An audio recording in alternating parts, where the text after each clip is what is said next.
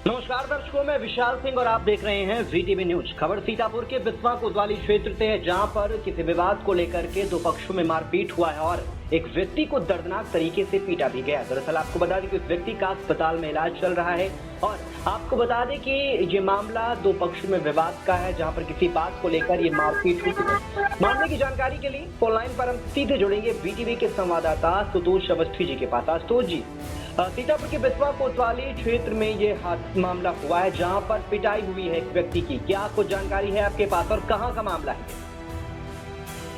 विशाल जी, आपको मैं बता रहा हूँ कि मोटरसाइकिल मिस्त्री को जान से मारने की कोशिश करी गई। बिस्वा कोतवाली के अंदर महाराजगंज निवासी वसीम उर्फ चैनी जो पुत्र हबीब अहमद जो एक मोटरसाइकिल मिस्त्री है, जिसको बिस्वा में बहुत पुरानी दुकान है, जो अपने परिवार का पालन पोषण करता है।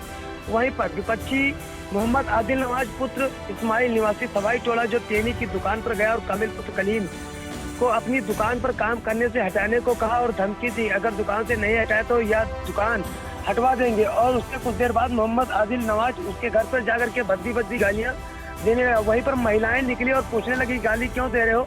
जब महिलाओं ने पूछा तो आदिल नवाज एलानिया धमकी देते हुए वहां से निकल गया और घटना के दूसरे दिन समय करीब 10:30 बजे पुनः आदिल नवाज चैनी की दुकान पर चैनी को जान से मारने की नियत से गया और कामिल को न हटाने जाने पर चैनी को बुलाया और चैनी को हाथ में लिए असलहे से मारने लगा, जिससे चैनी के सर पर गहरी चोटें आई हैं। ऐसी स्थिति में चैनी की जान जा सकती थी। वहीं पर उंगली में भी गंभीर चोटें आई है। एक रात पसलियों के ऊपर मार दी, जिससे उसकी पसलियों में भी गहरी चोटें आई है। वहीं पर आदिल नवाज उर्फ राहुल ने कहा, कामिल पुत्र कलीम की बहन से शादी करूंगा, पर परिवार वाले तैयार नहीं है।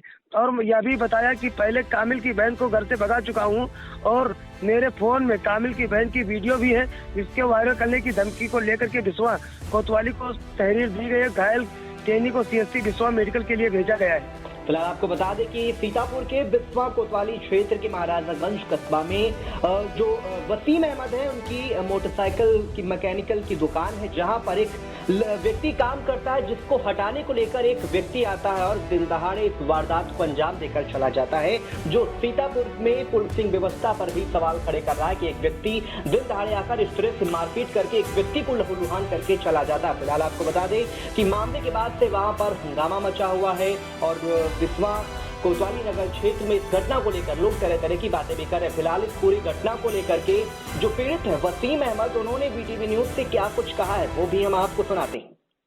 क्या नाम है तुम्हारा? वसीम अहमद। वसीम अहमद। कहाँ रहते हैं? महाराजागंज। महाराजागंज बिस्वा में। बिस्वा में। अच्छा, क्या मामला है? ये मामला ये है कि हमारे में एक लड़का काम करता है जी, क्या नाम है उसका? कामिल। कामिल। उनके पिता का नाम? और कलीम। कलीम।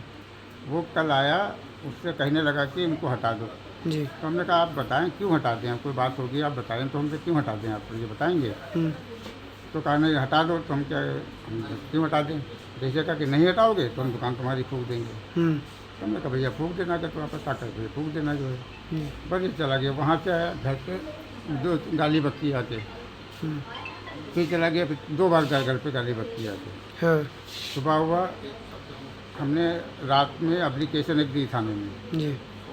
तो जब वो गाली दे के एप्लीकेशन दी, उसके बाद फिर सुबह हुआ, यहाँ पे दुकान पे 10:30 हम काम कर रहे थे और वो मतलब मारने लगा। हाँ, उसके बाद सलाह भी था।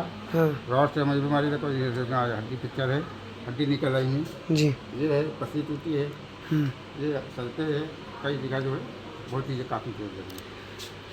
अच्छा, फिर उसके बाद क्या हुआ?